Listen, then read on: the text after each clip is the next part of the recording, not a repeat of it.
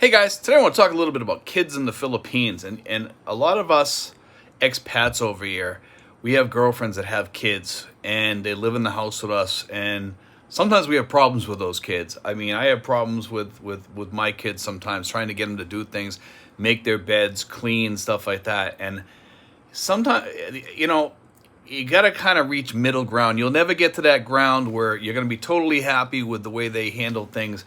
Maybe they're leaving messes on the tables. I have them, they're leaving food in the cabana, leaving it a mess, eating, throwing trash on the ground outside. I constantly have to keep on them about doing things.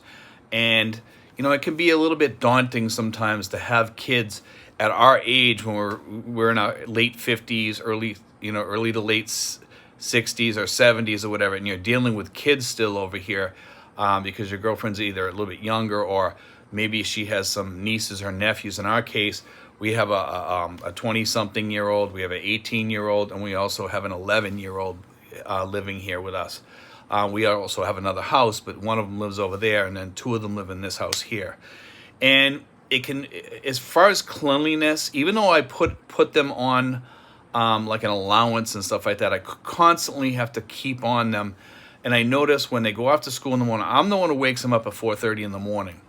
I wake them up, but I go right back to bed. I just wake them up, tell them, make sure they clean up after they, eat and stuff like that, and go to school so they don't leave a mess here. And every morning, no matter how much of an allowance I give them, they leave a mess out here. They don't do their dishes. They leave food all over the place.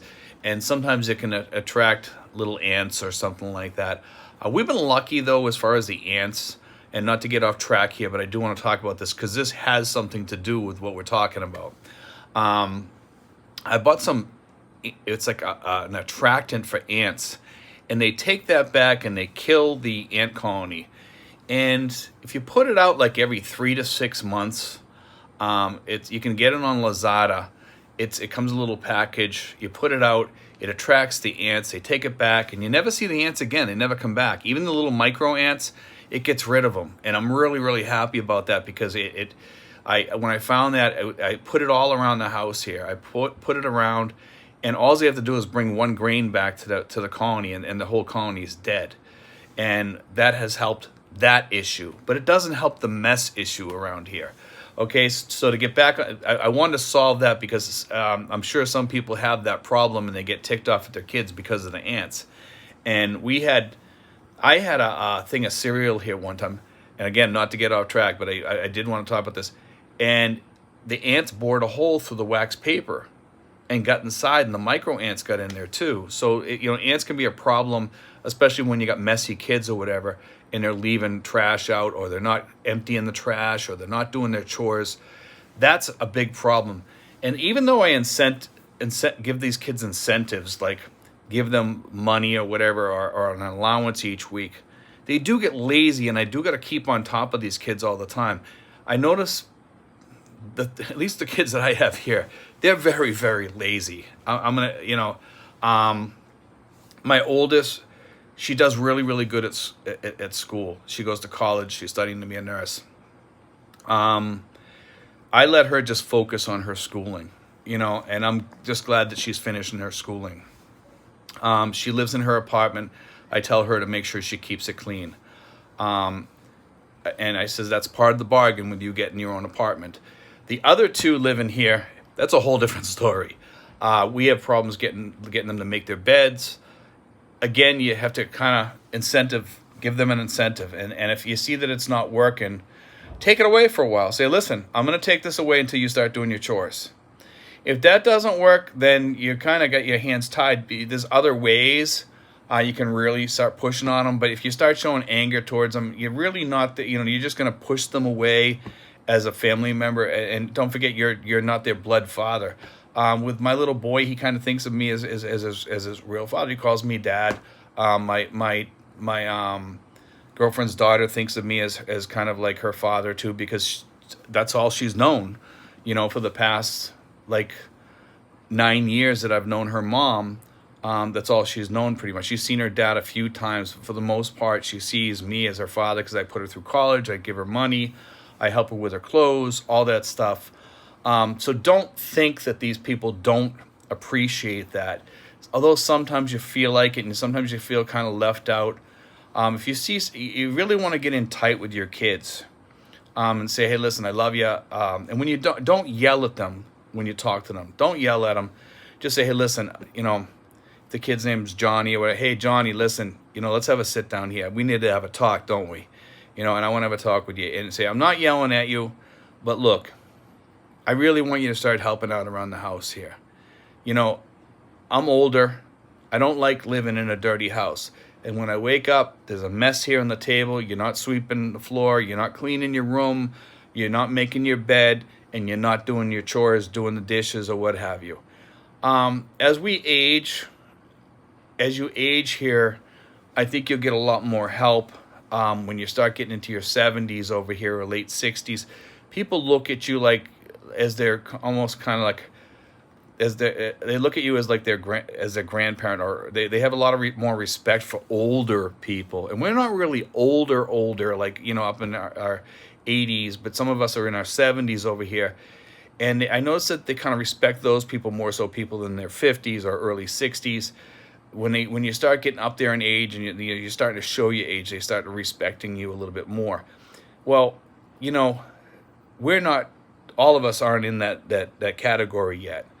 And you just kind of need to talk to them and say, hey, listen, I could really use your help, and I'm willing to give you so much per week as an allowance. If you're not doing that already, do that. And say, look Johnny, you want a bike?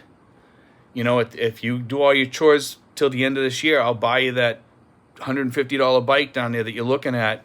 But I want you to do your chores and make him a checkoff sheet to show you that he's doing it every day. Say, hey, listen, when that thing is all checked off, you're getting your bike. But you got to do it all the time.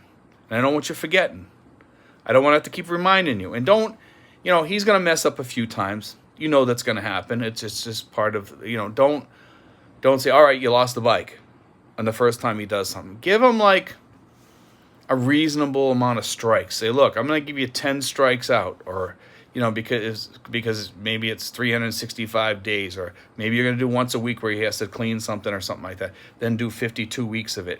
Make it something that he can pretty much win, and make it reasonable and fair, because kids are going to be kids.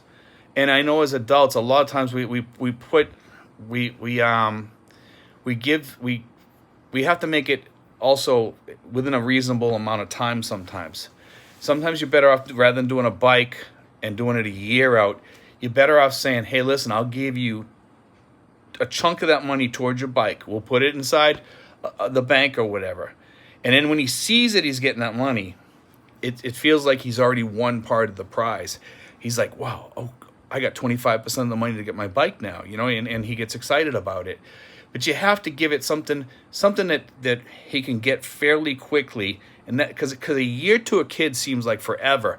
So try to give him like chunks, maybe monthly. Put something in there, or maybe in 6 months you'll buy him that bike, or whatever it is he wants. Maybe it's a cheap phone, or an iPad, or a computer, or a radio, or something like that, or maybe he wants to get a skateboard, or something fairly reasonable. Say, hey, listen. If you do this for the next 6 weeks, I'll buy this for you. Because to a little kid, the smaller the kid is, that time seems like forever. When you say a month to a kid's forever. A month to an adult is fairly close and reasonable. So you have to consider all that when you're talking to it. That's like it's the psychology of a kid. So the way the kid thinks. When you throw out like a year, then break down that year into bite-sized pieces. Make it something he can do.